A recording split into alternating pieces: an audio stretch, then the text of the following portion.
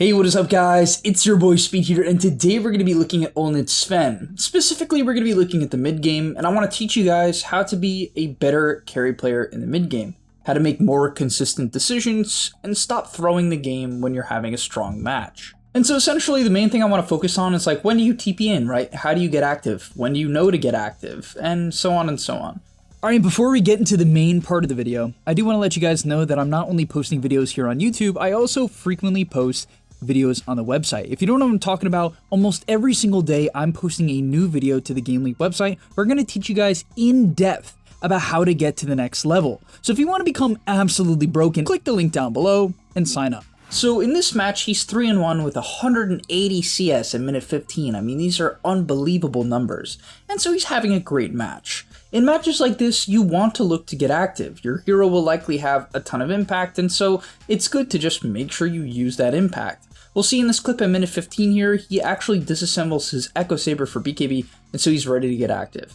I'm not a big fan of TPing to the outpost, guys, and honestly, most of the time, if you have to TP to the outpost, I just wouldn't TP.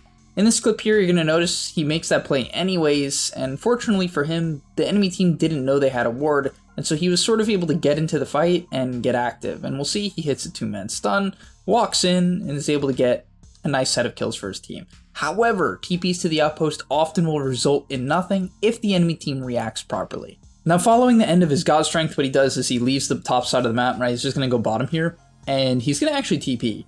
Right, and you might be like, why, right? Because the enemy team, they're currently going for Roshan. They have a TA, and they want to go for Rosh, right? They want to take it. However, with no God Strength, you shouldn't even take the risk. You shouldn't even linger in the area. And this is really important for me and for all of you as carry players. You often will dictate what your team does and does not do, whether or not that's intentionally or unintentionally. The reason why is people will follow you. You're the carry. You're the strong hero. People will follow other heroes in general, but especially the carry.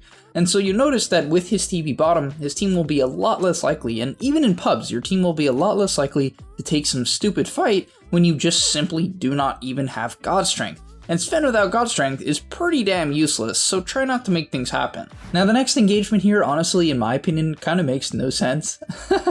Like, everything I know about Dota just makes me feel like this shouldn't work. He clicks God Strength, stuns the TA, and the enemy team has the ability to walk away, right? They could have walked away. At least they could lose like maybe one hero.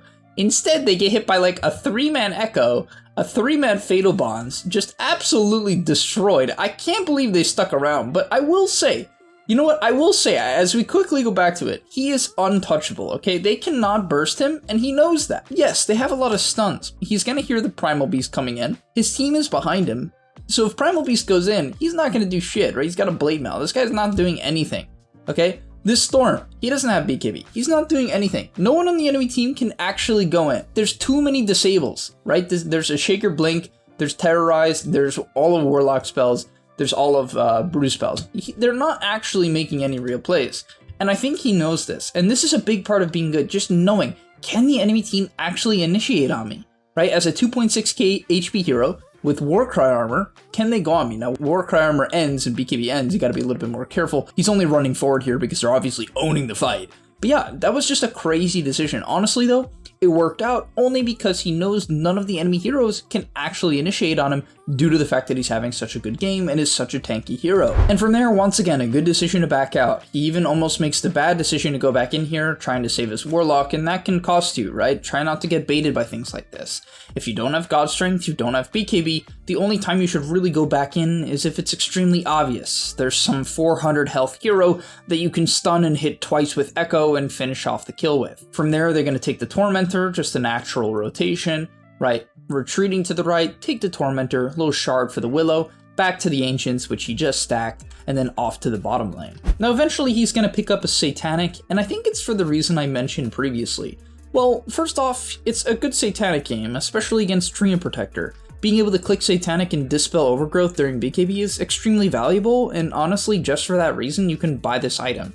But I also think it's because he understands that he's going to be the initiator. Yes, Brewmaster could do it this game, but Brewmaster is going Radiance. He's more of a DPS build, and I think it's important to understand that. Earthshaker is not a hero that wants to go in first. Earthshaker wants to go in second to get max value out of his spells. Sven, though, can go in first, right? And so look what he does here. This jumps up the hill. Now, obviously, it seems a bit psychotic, but once again, his team has incredible follow-up. It's just one of those games where they have this beautiful team fight. They got the Warlock, they got the Earthshaker. All they need is someone to give vision. And so once again, his job as the carry is very well understood here, which is, yeah, he's doing a ton of damage. His cleave is great here, right? He's owning the team fight, but he's less worried about one-shotting people, right? He understands, I don't need to have a Daedalus, right? I don't need a Silver Edge. I don't need to do these types of things. I just need to go in and show my team the enemy heroes, and that's going to be more than enough. And time again, he's just able to bait the enemy team in. For instance here, this is a pretty psychotic jump from the enemy team. I mean, this was just never really going to work. I mean, he popped Satanic. It wasn't even really close, frankly. He only lost a third of his health, and they had to run away as he kills off 2. So yeah, just know your strengths and push up on your limits. You'll notice he's not going to go back and farm Ancients defensively here, right? Could he do that?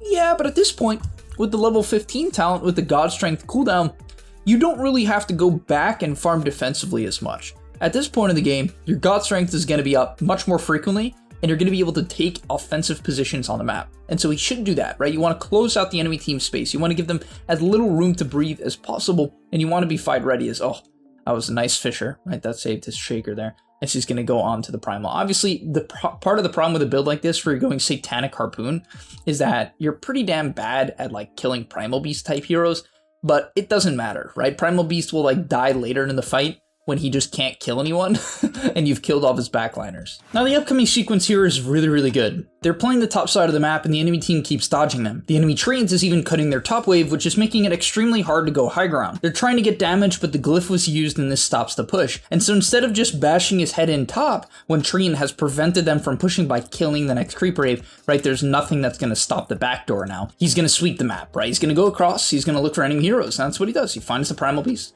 pops the God Strength, they're able to get the job done. No need for the BKB, just kills him off. And from there, he's going to clear the mid wave very quick to identify the closest wave to the enemy base, which is what you should do if you're trying to end the game, right? You should always identify the closest wave and push it in. And he's going to siege top. With God Strength ending, they have to be careful, right? As the Storm BKB gets forced, they have to kite out a little bit here. The Brute even had to use ulti, which was a bit unfortunate, right? Because the backdoor eventually goes up due to another glyph, and he's going to back out, right? He's going to back out, uses Satanic on the Ancients, and notice what he does in a second from here. Watch his cursor, okay? Right, watch the cursor. He's going to ping his God Strength. Even at a level like this, they're pinging their spells. They want to make it very clear what the cooldown is on their spells so their teammates don't jump too early. Now, he jumps 2 seconds before God Strength is up, which is certainly a risk, but this Primal Beast does not have BKB. And so it's very hard for him to deal with something like Bramble Maze. I actually consider Primal Beast pretty hard countered by Willow, especially with this Heart build. I personally think, honestly, in this game, he should probably have BKB just so he can, play the team fights. This Bramble Maze spell is just a menace. You can't cast anything, like, it's terrible. And so yeah, he gets stuck in there, ends up being a reasonable decision to initiate. His Earthshaker sort of gets stuck, but fortunately for him, he has BKB. And with the Satanic and the Cheese, he's able to go up to the high ground, take out the TA, they chase onto the Skywrath, and yeah, this is about where the game ends. 2 minutes from now, they win the match. He's already 13-1, ends the game 16-1. But yeah, thank you guys so much for watching. Hopefully you see how clean this guy's decision making was. I thought it was very impressive, and I thought the main thing that was really good about what he does is he identified that his team does a ton of damage, right? He has a Shaker, a Brewmaster, a Willow, a Warlock. These are all very high damage heroes. Sometimes you're not going to have heroes that do this much damage, right? You're going to have backline heroes that are more like save heroes, maybe an Oracle, a Bounty Hunter. Maybe in games like that, you need to trust those heroes to save you, those heroes to give vision for you, like the Bounty Hunter, and maybe you want to go more of a DPS build and explode people, right? With a Daedalus, something like that, an earlier damage item, because you're going to be inherently saved by your team. And so yeah, just makes a ton of sense to go a build like that in a game like that. But in this game, ton of follow-up damage, Warlock, so high DPS, Willow, Bedlam, such a high damage spell, Shaker, one of the highest damage heroes in all of Dota in most scenarios, and so yeah, it just makes too much sense. But alright, thank you guys so much for watching, I'll see you in the next one, and I'm out. Peace! And that's all, but remember, before you leave, before you tune out, subscribe to the Game Leap website, where we are going to help you get to the next rank. If you're stuck, click the link down below, and I'm out. Peace!